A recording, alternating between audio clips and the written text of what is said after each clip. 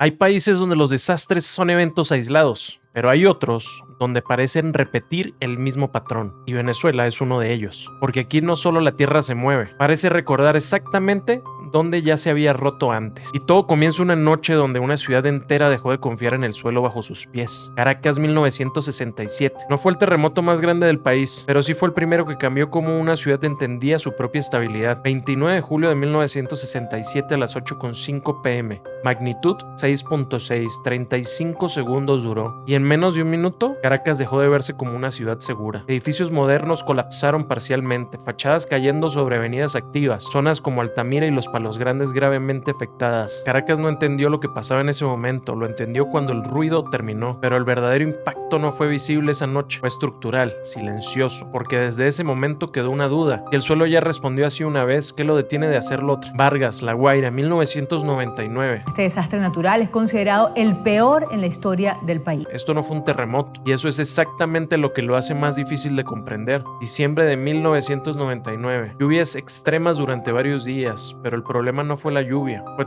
todo lo que ya estaba acumulado. Las montañas del litoral central comenzaron a saturarse de agua, hasta que el terreno perdió estabilidad y entonces colapsó. No fue un solo evento, fue una serie de flujos de lodo, rocas y escombros bajando sin control. Barrios completos desaparecieron. Lo más inquietante es que lo que bajó de la montaña no terminó en tierra firme. Parte de la masa llegó hasta el mar, y con eso, muchas historias dejaron de tener cierre. No hay una cifra única de víctimas, solo estimaciones que nunca coinciden. Y lo más perturbador no es la destrucción, es que nadie pudo cerrar del todo lo que ocurrió ahí. 2026, hace unos días, doble sismo. Esto no fue solo un terremoto. Fueron dos, y ocurrieron demasiado cerca como para ser procesados por separado. El segundo llegó antes de que el país terminara de reaccionar al primero. 7.2, el segundo sismo de 7.5, en menos de un minuto. Ambos afectaron la región centro-norte del país. Caracas entró en alerta inmediata. La Guaira volvió a ser zona crítica. Pero lo que hace este evento diferente no es solo su magnitud, es la repetición inmediata del impacto. Porque el cerebro humano no procesa dos eventos así de seguidos como separados, los vive como uno solo prolongado, y eso multiplica el impacto emocional. Y aquí es donde la historia se vuelve inquietante. No es la primera vez que el país se sacude, pero sí una de las pocas veces que lo hace dos veces en menos de un minuto. Y lo peor de todo es que el desastre todavía no termina. Lo más peligroso de un terremoto es creer que todo terminó cuando deja de temblar. Después de los dos sismos principales, el país no volvió a la normalidad. Las autoridades reportan más de un centenar de réplicas en los siguientes días. La mayoría fueron menores, pero suficientes para mantener el miedo entre la población y obligar a continuar las evacuaciones. Cada réplica significa una nueva pregunta. ¿Ese edificio seguirá en pie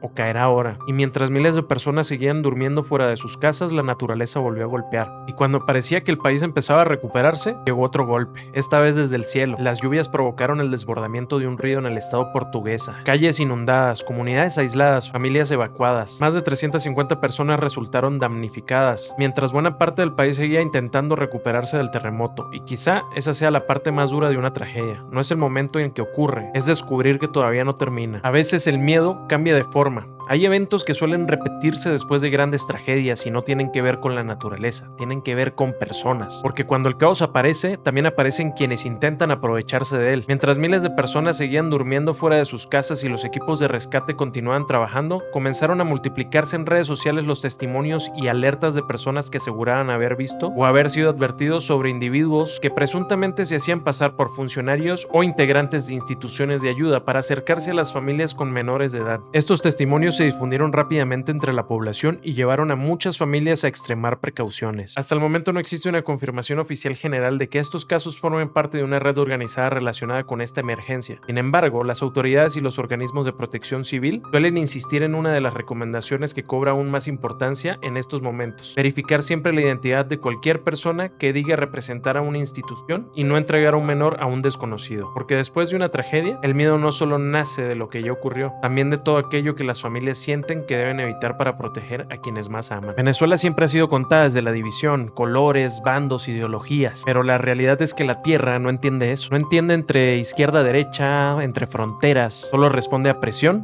y tiempo. Y al final, después de cada terremoto y cada reconstrucción, los venezolanos vuelven a levantarse, vuelven a construir su vida en el mismo lugar que los puso a prueba, porque incluso cuando todo cambia, los venezolanos siempre se vuelven a poner de pie.